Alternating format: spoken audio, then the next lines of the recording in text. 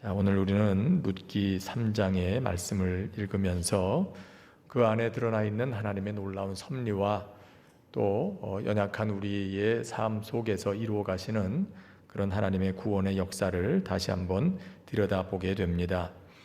룻기는 한 가정에, 유대인의 가정에 일어난 불행으로부터 시작하게 되지요. 나오미와 그의 가정, 두 아들과 남편이 이제 베들레헴에 기근이 들었을 때 그 기근을 피해서 모압 땅으로 이주를 하게 됩니다. 거기서 먹을 것을 얻고 좀 더 가정이 행복하기를 바랬지만 인생은 그렇게 기대대로만 되지는 않는 것 같습니다. 그들이 모압에 갔을 때 남편 엘리멜렉이 얼마 후에 죽고, 그리고 모압 땅으로 가서 가정을 이루고 잘 사는가 싶었던 두 아들마저도 잇따라 세상을 떠나게 됩니다. 덩그러니 여자 셋만 남아있는 그런 비극을 경험하게 되지요. 이것이 바로 1장의 이야기였습니다.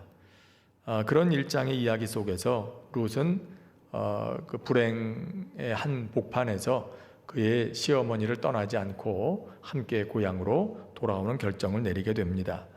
1장의 내용에서 우리가 좀 들여다볼 내용은 이런 것들이었죠. 베들레헴에 기근이 들었다. 베들레헴은 본래 떡집이라는 이름을 가지고 있는데 하필 이 기근이 떡집이라는 이름이 붙어있는 베들레헴도 비켜가지 않았다는 것, 그리고 오늘 이 룻기의 배경이 하필 여러 지역을 제쳐두고 베들레헴을 배경으로 기록되고 있다는 것이 우리에게 시사하는 바가 크다고 볼 수 있습니다. 베들레헴, 떡집에도 떡이 떨어질 때가 있다. 그걸 보면 오늘 우리 그리스도인들의 삶에도 그런 면은 없지 않은지 돌아보게 하시는 그런 하나님의 말씀을 듣게 됩니다. 떡집이라고 해서 마음을 놓을 수는 없다는 겁니다. 떡집이라도 항상 떡이 있는 건 아니다. 기근이 올 때가 있다. 성도들의 삶도 그렇다. 그리스도인의 삶도 그리스도인이라는 이름이 붙어 있다고 해서 다 은혜가 충만한 건 아니다. 그리스도인의 삶에도 언젠가는 은혜의 떡이 떨어질 때가 있다. 그걸 깊이 생각하고 우리가 신앙생활을 해야 한다는 거지요. 마땅히 오늘 그리스도인의 삶에 있어야 할 것이 오늘 나의 삶 속에 없는 건 아닌지 한번 돌아보아야 한다는 겁니다. 또 불행 속에서도 서로를 정죄하기보다 서로를 의지하고 위로하는 그런 사람들의 이야기를 읽게 되죠. 나오미와 그 며느리들의 대화, 그들의 태도 속에서, 자세 속에서 우리는 얼마나 이런 불행을 함께 짊어지고 의지하며 가고 있는가 하는 그런 모습을 보게 됩니다. 또 불행 속에서도 하나님께서는 새로운 소망을 시작하고 계신다는 사실을 1장에서 보게 되죠. 이들이 베들레헴으로 돌아오게 된 때가 언제입니까? 보리 타작이 시작되는 때였다 그랬습니다. 여러분들에게 이미 말씀드렸다시피 보리가 날 때는 이른 봄이죠. 이른 봄은 우리나라도 그렇지만은 옛날에 보릿고개가 있었던 것처럼 이스라엘도 마찬가지입니다. 그때도 그 전해에 가을에 거둬들였던 그런 곡식들이 다 떨어지고 그야말로 가난한 사람들은 굶어 죽을 위기에 처하게 될 때가 바로 보리 추수하기 직전인 거지요. 그러니까 그렇게 굶주림이 극에 달해 있을 때 보리 추수가 시작된다는 것은 당시에 모든 서민들, 어려운 사람들에게 복음 중에 복음인 거예요. 희망이 시작되는 시점이 되는 거죠. 바로 그때 나오미의 가정이 베들레헴으로 돌아오게 되었다. 그리고 거기서 그들이 누구를 만나게 돼요? 보아스를 만나게 되는 거예요. 그냥 계절만 새로운 희망이 시작되는 계절이 아니라 실제로 그 가정에도 하나님의 놀라운 역사가 시작될 것이다 라는 것을 말씀으로 보여주고 있는 거죠. 그래서 2장에서는 이제 비로소 그 하나님의 섭리 가운데 보아스와의 만남이 이루어지게 되고 좀 더 구체적으로 어떻게 하나님의 구원의 섭리가 진행되는가 하는 것을 볼 수 있는 장이 바로 2장이었습니다. 그리고 오늘 본문 3장은 이와 같은 하나님의 구원의 섭리의 이야기의 절정이기도 하고 또 전환점이기도 합니다. 더 이상 우연처럼 보이는 그런 만남이 아니라 그 2장에서는 뭐라고 얘기했어요? 성경도 기록하기를 우연히 보아스의 밭에 이르렀다라고 얘기하잖아요. 그러니까 우연인 것처럼 보이는 그런 사건이었지만 그 속에 누구도 알지 못했던 하나님의 구원의 섭리가, 그 계획이 이미 이루어지고 있었던 것처럼 말입니다. 그런데 이 3장에 보면 이건 더 이상 우연한 만남이 아니라 하나님의 언약과 율법에 근거한 그런 하나님의 좀 더 구체적인 역사, 그리고 사람들의 응답과 행위, 이것이 드러나고 있는 부분이 바로 오늘 3장입니다. 오늘 이 3장을 통해서 우리가 살아가야 할 삶에서 가져야 할 믿음의 자세가 어떠한 것인지를 다시 한번 돌아볼 수 있게 되기를 바랍니다. 먼저 우리가 살펴볼 것은 이것입니다.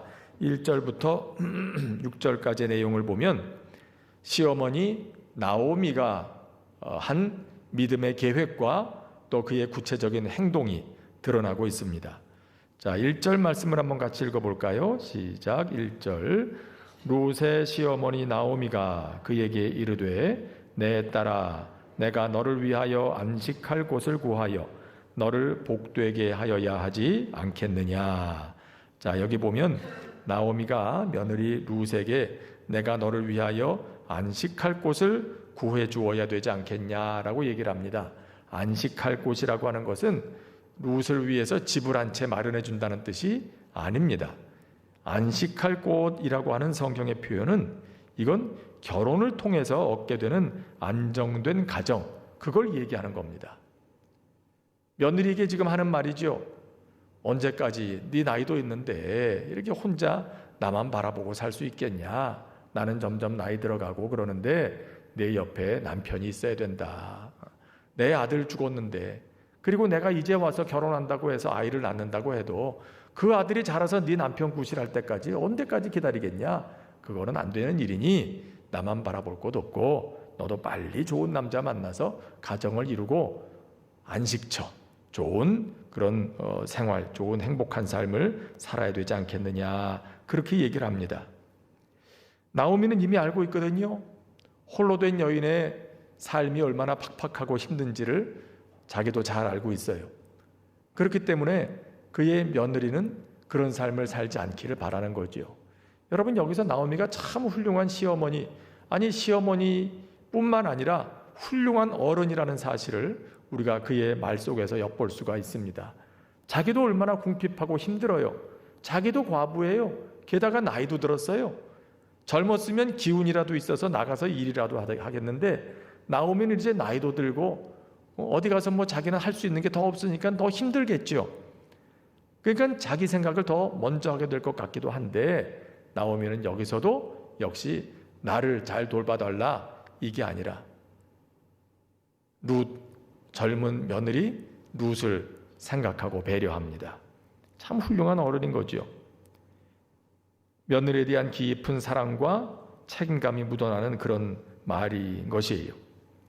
그런데 나오미의 이런 말은 그저 말에 그치는 것이 아니었습니다. 그가 2장에서 얘기를 들었잖아요. 너 오늘 어디 가서 일했느냐? 그러니까 보아스라는 사람의 밭에 가서 일했습니다. 그래요. 그러니까 나오미가 딱 알아들었어요. 아, 보아스? 우리 남편의 친족 중에 한 사람인데? 그러면서 생각을 하게 되는 겁니다. 아, 기업 물을 자가 나타났구나. 하나님께서 인도하고 계시는구나. 그걸 벌써 딱 느끼게 된 거예요. 여러분, 이스라엘에게는 이런 법이 있습니다. 고엘이라고 하는 그런 법이 있어요. 고엘 제도. 고엘이라는 게 뭐냐 하면요, 기업 물을 자라는 뜻이에요. 기업을 물은다고 하는 게 무슨 말이냐면 이스라엘 백성들에게 주어져 있는 땅이나 이런 것들은 다 하나님께서 그들에게 주신 기업이죠. 각 지파에게 나눠준, 그리고 각 지파에 나눠준 그 기업이 또 각 가정에게 나눠지지 않습니까? 그렇게 해서 그 분배된 기업을 가지고 살게 돼 있어요. 그리고 한 가정만이 아니라 자자손손 그 기업을 통해서 모든 일상생활에 필요한 것들을 공급받게 되는 것입니다. 그런데 그 집에 자식이 없어요. 대가 끊겼어요. 그러면 그 기업을 물려줄 사람이 없게 되는 거예요. 그러면 그 집안은 기업이 끊어지게 되겠죠. 그렇게 돼서는 안 된다는 겁니다. 그래서 그 집안의 기업이 끊어지지 않도록 하기 위해서 아들이 없고 여자들만 있을 때, 그럴 때는 그의 그 남편의 형제들 가운데 혹은 가까운 친척들 가운데 가까운 순서대로 남편을 잃은 그 여인과 결혼해서 자식을 낳게 하고 기업을 이어가도록 하는 그런 제도가 있어요. 그걸 고엘이라고 해요. 근데 그런 제도를 지금 그 나오미가 생각해낸 거죠. 이건 그 기업을 그 가정에서 잃어버리지 않고 계속 이어갈 수 있게 해주기 위한 아주 중요한 제도 중에 하나였습니다. 이것은 또 하나님의 율법이기도 했고요. 나오미는 그걸 생각하게 되는 겁니다.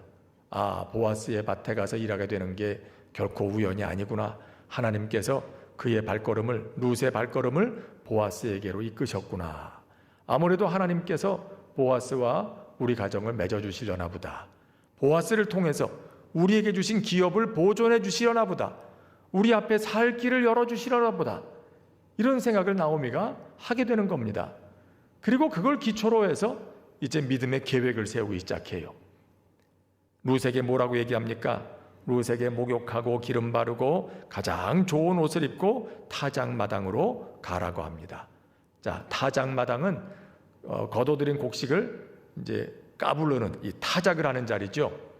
근데 거기서 일하러 가는 거라면 뭐하러 깨끗하게 씻고 기름도 바르고, 기름 바른다는 것은 요즘으로 말하면 화장한다는 얘기예요. 화장도 곱게 단장을 하고 그리고 제일 좋은 옷을 입고 그렇게 가겠습니까? 룻에게 이런 차림으로 가라고 하는 건 무슨 의미겠어요? 보아스한테 잘 보이기를 원하는 거죠. 그래서 그렇게 잘 차리고 가라라고 얘기합니다. 왜 이렇게 할까? 그 당시에는요, 이 타작을 언제 했냐면 해질녘에 했어요. 저녁 때 했습니다. 해가 둥천에 떠 있는 낮에 하지 않았어요. 왜냐하면 낮에는 그쪽에는 그 지역의 특성상 바람이 거의 불질 않아요. 그렇기 때문에 이걸 타작을 하고 키질을 하고 까부르려고 해도 바람이 좀 있어야 이게 좀 날아가고 알곡은 떨어지고 이렇게 되는데 바람이 없으니까 힘만 들고 효과는 별로 나지 않고 그러는 거죠. 그래서 낮에는 곡식을 수확을 하지만 타작하는 것은 저녁에 했어요. 저녁 때 되면 바다로부터 내륙으로 육지 쪽으로 바람이 그 바닷바람이 불어 들어오거든요. 그러니까 저녁에는 그 바람이 불기 때문에 타작을 하기가 훨씬 용이한 거예요. 그래서 그 당시의 사람들은 낮에 추수한 곡식을 저녁 때 바닷바람이 불어올 그 시간에 타작을 하고 그걸 모아들이고 같이 잔치를 벌이고 그렇게 저녁을 지내는 거죠. 이게 그들의 관례예요. 나오미가 이걸 알고 있는 겁니다. 아, 그러니 오늘 저녁에 그들이 낮에 추수한 것을 저녁에 타작하고 그리고 같이 잔치를 벌일 것이다. 그 잔치 자리에 가라는 얘기입니다. 룻에게. 그리고 보아스를 찾아가라. 그런 얘기를 하는 거죠. 그러면서 그냥 가는 게 아니에요. 가서 룻이 해야 할 행동 지침을 아주 구체적으로 일러줍니다. 자, 네가 저녁 때 타작이 마친 후에 그 사람들이 잔치를 벌이고 있을 때 몰래 보아스의 장막으로 가라.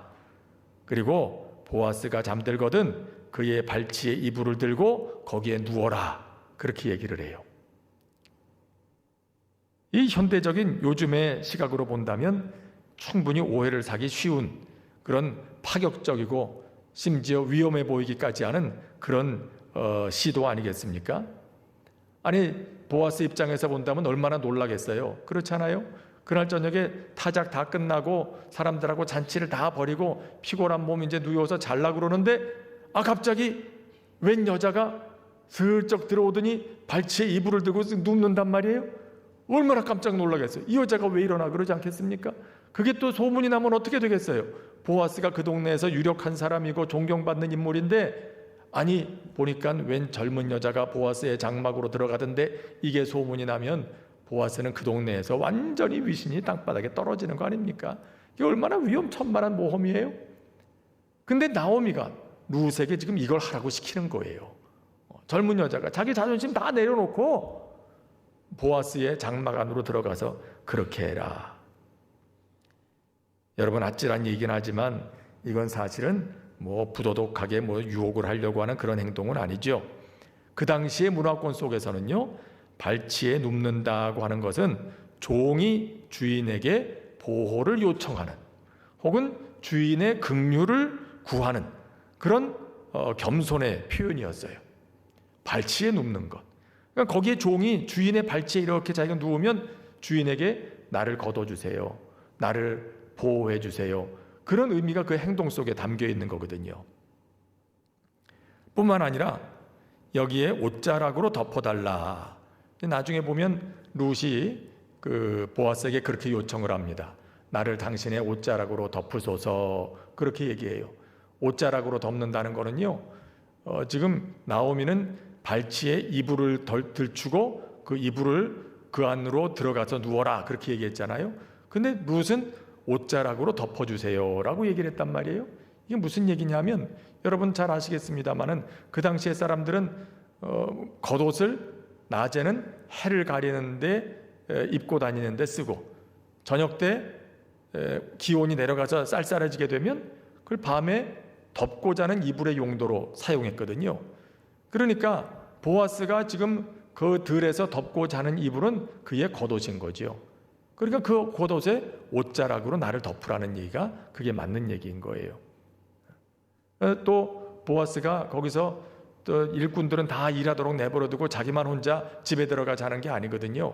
일꾼들 일 시켜놨으면 주인도 그 추수 다 끝나고 타작도 다 끝나고 잔치 끝나고 그리고 다 같이 집으로 돌아가기까지 그 들판에서 그 사람들과 함께 밤을 지내는 거예요. 그래서 보아스도 그 일꾼들과 함께 지금 여기서 볏집단을 뒤에 대고 길에서 이제 잠을 자려고 하는 그런 이제 상황인 거죠. 자, 여기서 그래서 나오미는 룻에게 보아스에게 다가가서 그렇게 해라. 그렇게 하면 보아스가 왜 그렇게 하는지 알아들을 거다. 그게 무슨 의미인지 알아들을 거다. 나오미는 지금 딱 머릿속으로 계산이 딱 섰어요. 아, 보아스는 우리의 기업을 물러줄 사람이고 되찾아줄 사람이고 룻을 알고 있으니까 룻이 엘리멜렉의 며느리라는 걸 알고 있으니까 이미 룻의 얼굴을 알아보는 순간 아하, 이 집에서 지금 우리 집에 혼담을 넣는 거구나. 기업을 물어달라고 그렇게 고엘의 역할을 해달라고 그렇게 지금 요청하는 거로구나 알아들을 거다. 그렇게 나오미가 생각을 한 거예요. 그러니까 나오미가 이런 결정을 내리게 이런 계획을 하는 데는 적어도 두 가지 근거가 있는 거죠. 한 가지는 고엘 제도, 하나님의 율법에 대한 신뢰. 하나님께서 이렇게 하라 하셨으니 그렇게 인도하실 것이다. 둘째는 보아스라고 하는 사람의 인품을 그런 신뢰하고 있어요. 보아스 정도 되는 사람이라면 그걸 다 그렇게 하게 될 거다라는 거죠. 그래서 이와 같은 하나님의 율법과 사람에 대한 그런 신뢰의 바탕을 둔 믿음의 계획을 이 나오미가 지금 세우고 있는 겁니다. 여러분, 우리의 믿음 생활, 신앙 생활이라는 것은요, 그저 수동적으로 마냥 기다리기만 하는 그런 건 아닌 것입니다. 하나님의 약속을 붙들고 하나님께서 기뻐하시는 일이라는 확신이 선다면 지혜롭게 믿음으로 계획하고 행동에 옮겨갈 필요도 있는 거예요. 그걸 통해서 하나님의 일이 이루어져 가기 때문인 거죠. 요셉도 그런 계획을 세우고 진행했어요. 요셉은 어떤 계획을 세웠을까요? 요셉이 노예로 팔려가고 억울한 누명을 쓰고 감옥에 갇혀 있을 때, 그때 감옥에 있을 때 보니까 물론 거기서 뭐든지 주어지는 대로 열심히 일하고 성실하게 한 것도 그가 나름대로 가지고 있었던 계획 중에 하나였을지 몰라요. 내가 여기서 이렇게 열심히 하나님께서 나를 이리로 보내셨음에 틀림이 없는데 요셉의 마음속에 믿음이 있었잖아요. 하나님께서 보여주신 꿈이 있고 비전이 있고 하나님께서 나를 이리로 여기에 있게 하신 데는 틀림없이 하나님의 뜻이 있을 거다. 지금은 잘 알지 못하지만 하나님이 여기에 있으라 하신 그 자리에서 나는 최선을 다해서 하나님의 이름에 누가 되는 일은 하지 않고 하나님께서 기뻐하시는 일을 여기서 하면서 하나님의 뜻이 이루어질 때를 기다려야 되겠다. 이게 요셉의 계획이죠. 그래서 그의 주인 집에서도 일할 때도 그렇게 했었고요. 또 감옥에 갇혔을 때도 마찬가지였던 거죠. 그런데 결정적인 찬스가 옵니다. 그게 뭐였죠? 바로 옆에서 섬기던 관리 두 사람이 또 이 사람들이 또 감옥에 들어와요. 그걸 보고 이제 요셉은 생각하는 거죠. 어쩌면 하나님께서 이 두 사람을 통해서 내 길을 열어주실지도 모르겠다. 그래서 그들의 꿈을 해석을 해주고, 꿈을 해석해 준 다음에 그 사람들에게 이렇게 부탁을 하지 않습니까? 당신들이 여기서 나가게 되면 나를 기억해 주시오. 내가 억울한 누명을 쓰고 감옥에 갇혀 있다는 걸 바로에게 꼭 알려주세요. 이것도 요셉이 지금 계획을 세운 거예요. 하나님께서 이 과정을 통해서 하나님의 일을 이루어 가실 텐데, 자, 그렇다고 내가 여기서 뒷짐지고 가만히 있을 수는 없는 일이고, 내가 할 수 있는 건 뭘까? 하나님께서 그 일을 이루어 가시기 위해서 이 자리에서 내가 할 수 있는 일은 뭘까? 그걸 지금 계획하고 있는 거죠. 그 자리에서 할 수 있는 한 하나님의 뜻을 따라서 최선을 다해서 선을 행하는 것과 더불어서 지금 두 관리를 보면서 하나님께서 이렇게 하실지도 몰라. 그래서 계획을 세우고 그들에게 자기의 사정을 알리는 거예요. 그래서 어떻게 됩니까? 그가 계획했던 대로 두 사람 중에 한 사람 풀려나서 생명을 얻게 됐을 때, 하나님의 때에 그가 요셉을 기억하고 이야기를 전해주므로 요셉이 거기서 풀려나게 되지 않습니까? 바로의 꿈을 해석해 주게 되고 거기서 인정을 받게 되고, 그래서 총리 대신이 되는 그러한 일이 있게 되죠. 여러분, 하나님께서 우리의 삶 속에 하나님의 일을 이루어 주시기를 원하신다면, 기도와 더불어 또 하나님께서 기뻐하시는 일이라는 확신이 있다면 믿음의 계획을 세우고 진행해 갈 필요가 있는 겁니다. 나오미가 그랬거든요. 나오미의 모습을 보면 그것을 보게 되고요. 또 한 가지 우리가 여기서 보게 되는 것은 룻의 순종입니다. 자, 오늘 말씀에 보면 참 나오미의 계획은 대담한 계획입니다. 젊은 여인에게 이렇게 하라 하기에는 참 쉽지 않은 얘기입니다. 그런데 룻이 어떻게 반응하죠? 5절 말씀 우리 같이 읽어볼까요? 5절 시작. 룻이 시어머니에게 이르되 어머니의 말씀대로 내가 다 행하리이다 하니라. 아멘. 자, 룻이 나오미에게 얘기합니다. 어머니의 말씀대로 다 행하겠습니다. 순종하겠습니다. 그거예요. 조금의 주저함이나 의심도 없이 온전하게 순종합니다. 이방 여인으로서, 그것도 그 당시에 가장 약한 사회적인 약자로서 한밤중에 그 지역에서 가장 존경받는 유력한 남자를 찾아간다? 그리고 그 발치에 이불을 들치고 눕는다? 이건 그야말로 한 여인의 목숨을 걸 만큼 두려운 일이기도 했습니다. 누구에게 오해라도 사게 되면 당장 가늠하다 걸린 여인처럼 끌려 나와서 돌에 맞을지도 모르는, 그리고 엘리멜렉의 가정에 큰 어려움을 가져다 줄 수도 있는 엘리멜렉뿐만 아니라 보아스에게까지도요. 아주 위험천만한 일인 거죠. 근데 그런 계획을 나오미가 룻에게 얘기할 때, 룻은 시어머니의 그의 믿음과 또 시어머니의 지혜, 그리고 그 시어머니 나오미의 룻을 향한 사랑을 믿었어요. 그걸 신뢰했어요. 그리고 무엇보다도 내 어머니의 하나님께서 이 길을 인도하여 주실 것이다, 그 손길을 믿으면서 순종의 발걸음을 내딛게 되죠. 타작마당에 한밤중에 시어머니의 말대로 조용히 보아스의 발치에 룻이 누웠습니다. 깜짝 놀란 보아스가 묻죠. 네가 누구냐?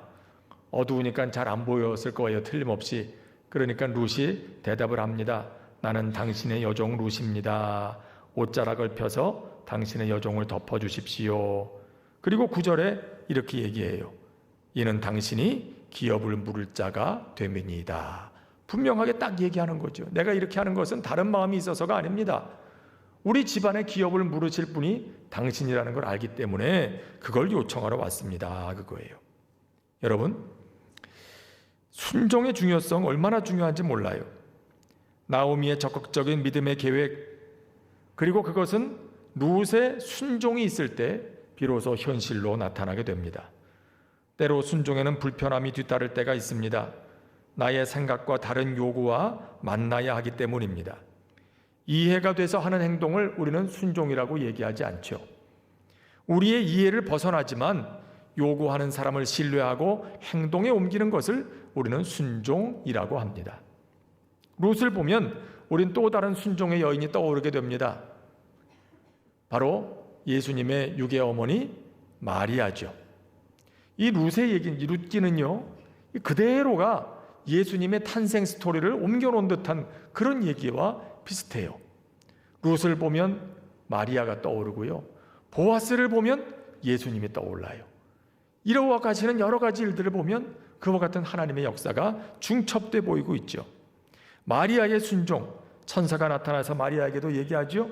내가 아들을 낳을 것이다. 나는 남자를 알지도 못하는데 어떻게 아이를 낳습니까? 그때 하나님께서 하시는 말씀은 능치 못하심이 없다. 천사가 얘기하니까 그때 마리아가 어떻게 응답합니까? 주의 여종이 오니 말씀대로 이루어지게 될 것입니다. 그대로 순종해요. 이해가 돼서 행동에 옮기는 게 아니에요. 여전히 이해되진 않아요. 아니 어떻게 결혼도 아직 안 했고 정식 혼인도 아직 안 했고 남자를 알지 못하는데 내가 어떻게 아이를 낳을 수 있을까? 그 다음은 어떻게 될 건가? 죽을 건가 살 건가? 여러 가지 얘기가 생각이 머릿속을 복잡하게 만들겠지만 그러나 마리아는 그 순간에 하나님이 하시는 일이라니 하나님의 뜻대로 이루어질 것이다. 그리고 전적으로 순종하게 됩니다. 그런 순종을 통해서 예수님께서 이 땅에 오시지 않습니까? 구약에도 대표적인 순종의 스토리가 또 하나 나오죠. 그건 바로 사르밧 과부의 얘기예요. 엘리야가 기근의 때에 사르밧 과부의 집에 들어가게 됩니다. 거기 가서 엘리야가 이렇게 얘기를 합니다. 하나님께서 엘리야로 하여금 그 집에 가게 하시고 거기 가서 먹을 걸 달라고 해라. 여인이 줄 거다. 그렇게 얘기를 하셨거든요. 그건 엘리야가 그의 순종에서 또 사르밧 과부의 집으로 갑니다. 거기 가서 얘기하죠. 이 집에 먹을 것이 있느냐? 좀 가지고 오너라. 아니 지금 그 집에 먹을 게 없어서 당장 조금 남은 거 마지막 남은 거 먹고 아들하고 같이 나눠 먹고 죽겠다는 그 여인에게 엘리야가 너희들 먹을 건 그 다음에 만들고 내 거부터 먼저 만들어서 가지고 오라. 그렇게 얘기를 해요. 자, 이게 가당키나 한 얘기입니까? 선지자가 그것도 선지자 정도 됐으면 가서 그렇게 어려운 가정에 봤으면 보태주지는 못할 망정 먹고 죽겠다는 마지막 양식까지 빼앗아서는 안 되죠. 이게 보통 상식적인 사람들의 눈에 비치는 장면이에요. 그런데 엘리야가 내가 먹을 걸 먼저 가지고 와라. 이해할 수 없는 명령인데 이 과부 아들은 그 이야기에 순종해요. 알겠습니다. 그리고 그 선지자에게 그걸 먹을 걸 가지고 왔을 때 그 다음에 어떤 일이 일어납니까? 기근이 끝날 때까지 기름통에 기름이 끊어지지 않고 밀가루통에 가루가 떨어지지 않았어요. 놀라운 역사가 일어나게 되죠. 여러분, 하나님의 역사는 순종을 통해서 일어나는 거예요. 이해가 되는 일을 행하는 건 순종이라고 하지 않아요. 이해되지 않지만 믿는 마음으로 행하는 것을 우리는 순종이라고 얘기를 하죠. 지금 룻의 모습 속에서도 그와 같은 순종의 모습을 봅니다. 그리고 그 순종을 통해서 하나님의 일이 이루어져 가죠. 마지막 한 가지가 바로 보아스의 배려하는 모습입니다. 자, 이렇게 갑작스럽고 또 모험적인 요청에 보아스는 어떻게 반응했을까요? 여느 남자들이었다면 아이고 큰일 날 행동하고 있어요. 빨리 가요. 그랬겠죠. 여기가 어디라고 들어와서 남자들 일하는데 자는데 타작마당에 여자가 밤늦게 들어와가지고 뭐 하는 짓입니까? 아마 분명히 그랬을 것 같은데 보아스는 어떤 사람이에요? 보아스는 믿음의 사람이에요. 지혜가 있는 사람이에요. 배려하는 마음이 있는 사람이에요. 그래서 그런 마음으로 이 상황을 딱 보니까 벌써 쫙 정리가 되는 거죠. 그래서 먼저 이렇게 반응합니다. 룻을 부도덕한 여자로 몰아세우거나 책망하지 않습니다. 도리어 축복하며 칭찬하죠. 10절 말씀 같이 한번 읽겠습니다. 10절 시작. 그가 이르되 내 딸아 여호와께서 내게 복 주시기를 원하노라. 내가 가난하건 부하건 젊은 자를 따르지 아니하였으니 내가 베푼 인애가 처음보다 나중이 더하도다. 자, 여기 보면 보아스가 룻의 행동을 이 한마디로 정의해요. 네가 지금 보여주는 행동은 인애다. 너의 인애가 처음보다 나중에 더 크다. 인애라고 하는 말은 히브리 원문에는 헤세드라는 말로 표현되어 있어요. 헤세드는 하나님의 사랑을 얘기하는 거예요. 변하지 않는 영원한 사랑. 그걸 헤세드라고 얘기를 해요. 그러니까 보아스는 지금 여기서 얘기를 하는 거죠. 네가 지금 여기 와 있는 건 너 한 몸 잘 되자고, 젊은 여인의 욕구를 채워보자고, 그래서 와 있는 그런 에로스와 같은 그런 사랑이 아니라는 걸 나는 안다.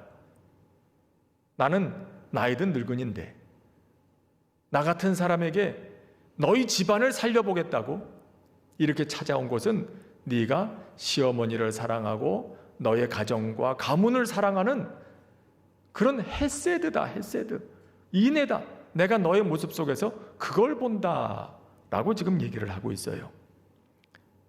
그리고 보아스는 또 약속하죠. 11절에 같이 읽겠습니다. 시작.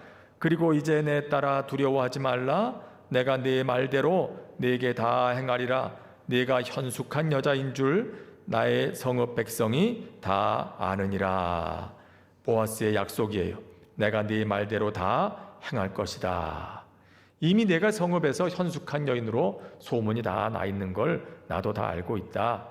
그리고 그가 이런 일을 진행해 나갈 때 아주 신중하게 그런 절차를 지켜서 진행해 나가는 걸 볼 수가 있습니다. 자신도 엘리멜렉의 기업을 물을 자격이 있는 사람이지만 그가 알기에는 자기보다 더 가까운 친족이 있다는 걸 알고 있거든요. 이게 하나님의 율법은 그렇게 돼 있어요. 절차가 이렇게 돼 있어요. 제일 가까운 사람부터 이렇게 따지고 들어가는 거예요. 가장 가까운 사람에게 물어요. 당신이 그 기업을 물으겠습니까? 예 하면은 그 사람이 하는 거예요. 근데 아유 나는 내 사정상 그건 좀 어렵겠는데요. 그러면 그 다음으로 가까운 사람한테 넘어가고 이런 순서를 따라가야 되는 거죠. 그런데 이 순서를 벗어나가 뛰어넘어가지고 자기 마음대로 하게 되면 질서가 무너지고 덕이 깨지게 되는 거예요. 보아스는 이걸 잘 알고 있습니다. 그래서 그가 알고 있는 한 가장 가까운, 자기보다 가까운 친족이 있다는 걸 알고 그에게 먼저 의사를 타진해 볼 테니 순리대로 진행하자. 어쨌든 너희에게 가장 좋은 길로 가게 될 터이니 걱정하지 마라. 안심시켜 줍니다. 그리고 세 번째, 보아스의 배려는 여기서 그치지 않습니다. 모험을 감행하는 룻의 명예를 지켜주기 위해서 거기서 나가라, 이제 알았으니까 가세요, 그렇게 바로 돌려보내는 게 아니라 아무도 모르게 새벽에 다들 곤히 자고 있을 때 그때 몰래 나가라. 사람들 눈에 띄지 않게. 그래야 네 명예도 보존되고 다 괜찮은 거다. 그렇게 얘기를 해주죠. 그리고 가장 중요한 건 룻을 빈손으로 돌려보내질 않습니다. 보리를 6번 되어서 룻의 겉옷에 담아줍니다. 그러면서 17절에 빈손으로 내 시어머니에게 가지 마라, 그렇게 얘기를 해요. 룻도 배고프지만 시어머니도 기다리고 있을 것 아닙니까? 그래서 6번 되어줬다. 여러분, 이 보리를 6번 되어줬다는 것은요, 단순히 배고픔을 그만큼 많이 채워주겠다 이런 뜻이라기보다 여기 훨씬 더 깊은 의미가 있어요.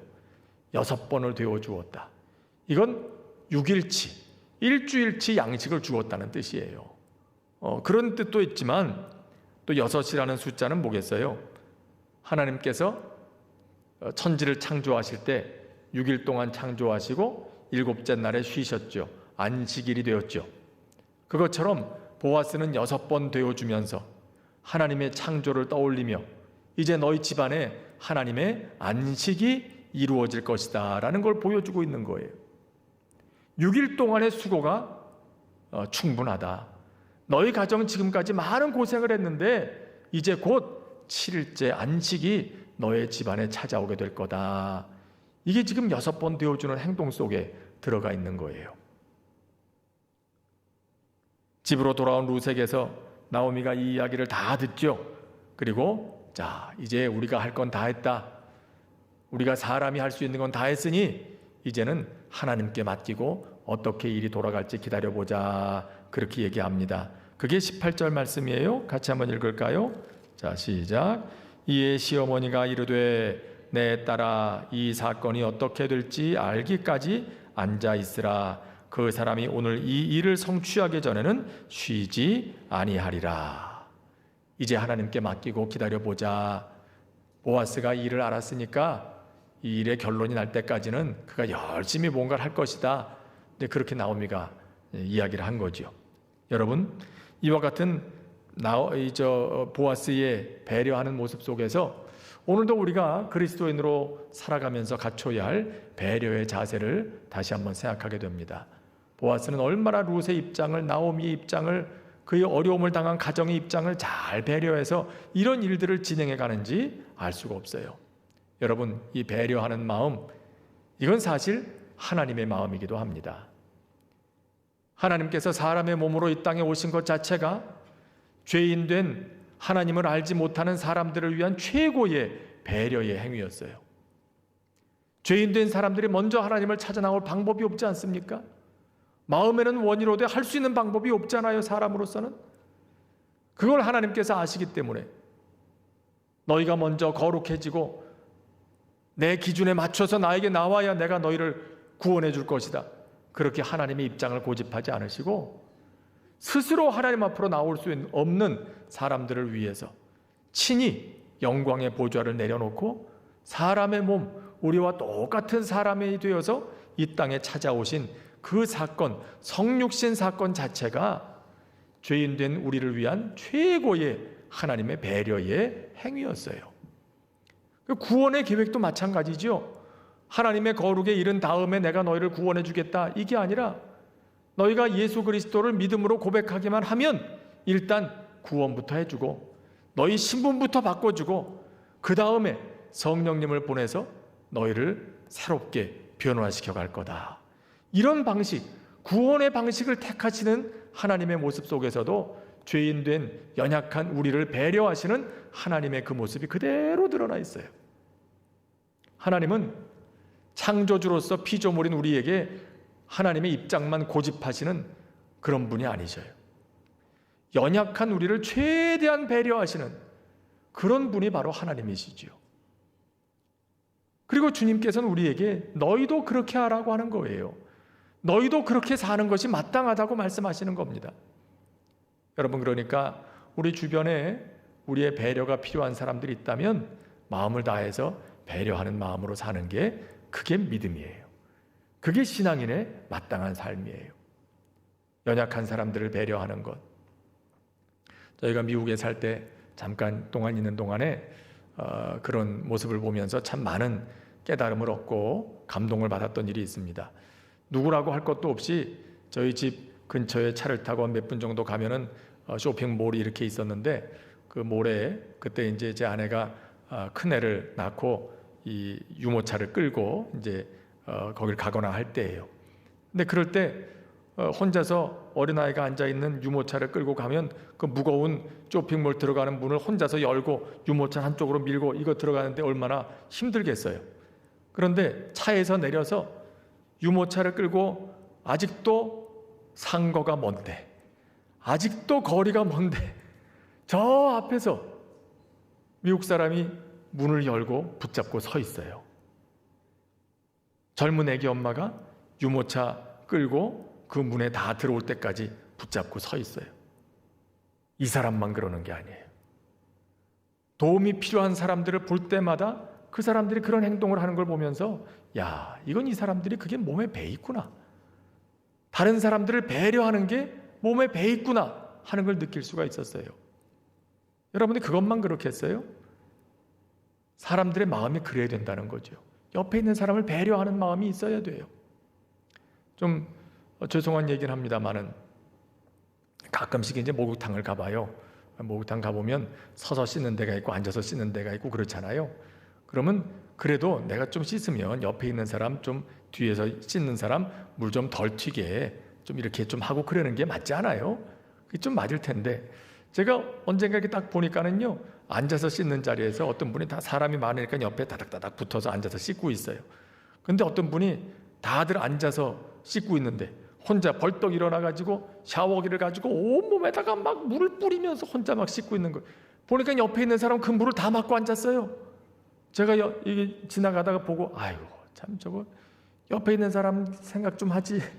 자기가 씻고 몸에서 흘러내리는 그 더러운 물을 옆에 사람이 다 맞고 앉았는데 그분은 또 사람이 착해서 그런지 어째서 그런지 아무 소리도 못하고 앉아서 씻고 있더라고요. 내 옆에서 지나가면서 답답해가지고 내가 뭐라고 할 수도 없고 참 답답하다, 그런 생각을 한 적이 있어요. 어떻게 저렇게 옆에 같이 씻고 있는 사람 배려를 못할까, 그런 생각이 들더라고요. 그걸 보면서 아이고 우리나라 사람들 잘 살게 됐다고는 하지만 아직도 멀었다. 아직도 그런 생각을 하게 돼요. 아직도 멀었어요. 옆에 있는 사람께 배려를 할 줄 알아야죠. 우리 교회 나올 때도 마찬가지로 가끔 그런 말씀 드리잖아요. 앞자리부터 앉으세요. 안쪽 자리부터 앉으세요. 여러분 이것도 사실 그것도 배려하는 마음이에요. 뒤에 늦게 오는 분들이 있을 수 있잖아요. 그분들이 어떻게 앞자리까지 와서 앉을 수 있겠어요? 그거 쉽지 않잖아요. 그러니까 먼저 온 사람이 앞자리에 앉고 뒤에 오시는 분들을 위해서 뒷자리에 남겨두는 거, 이거 배려하는 마음이죠. 또 의자에 앉을 때도 안쪽부터 앉아야 뒤에 오는 사람이 옆에 와서 앉기 편하잖아요. 그런데 꼭 그거를 끝에 가서 앉아야 되겠어요? 뒤에 오시는 분이 그 들어가기 불편하게? 그건 아니죠. 가능하면 안쪽부터 앉아서 뒤에 오시는 분들 옆에 들어오기 좋게 마음을 쓰는 거. 이것부터가 하나하나가 배려예요. 배려.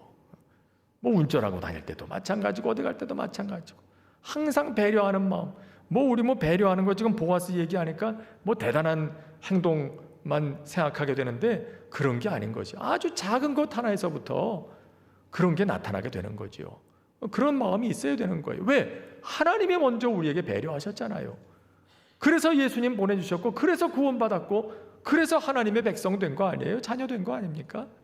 그러면 그 배려하는 하나님의 배려를 입은 하나님의 호의와 친절을 입은 사람으로서 우리도 우리 옆에 있는 사람들에게 그런 배려하는 마음으로 살아가는 것.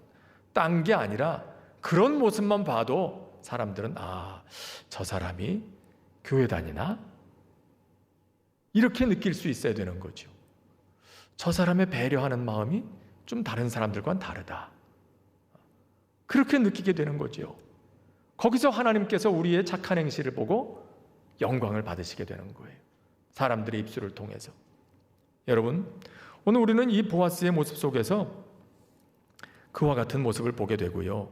무엇보다도 죄로 인해서 뺏겼던 우리의 기업, 천국을 되찾아 주시는, 우리의 고웰이 되주시는, 기업 물을 자가 되어주시는 예수님의 모습을 보아스를 통해서 보게 되는 것이에요. 룻이 당신의 옷자락으로 나를 덮어주십시오. 그렇게 긍휼을 구했던 것처럼 우리도 주님 앞에 나아갈 때 그런 긍휼을 구하며 나가지 않습니까? 주님, 주님의 긍휼로, 주님의 사랑으로, 주님의 은혜로, 주님의 옷자락으로 나를 덮어주십시오.